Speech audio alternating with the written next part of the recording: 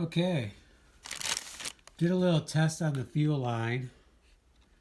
I thought, well, maybe I can just pull it out a little bit more because there's always a little extra in the tank, and then I'll hook it on and we'll be good to go.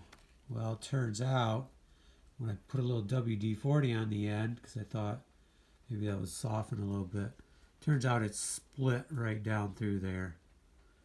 So it's definitely needs to be replaced. So I ordered some new fuel line and got some filters and a couple bubbles. I think one of my chainsaw needs one done. So there's 4 sizes. So what I'm going to do is first take this out, and hopefully I can get it out okay. I'm going to have to use a wire.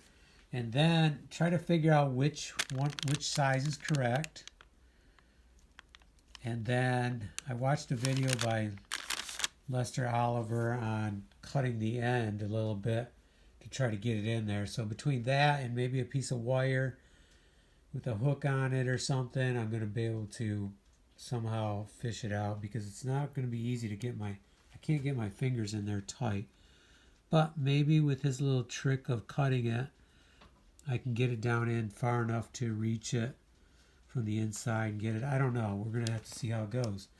But either way, we need to change that fuel line, and then hopefully it's going to be ready to run. So let's see how it goes.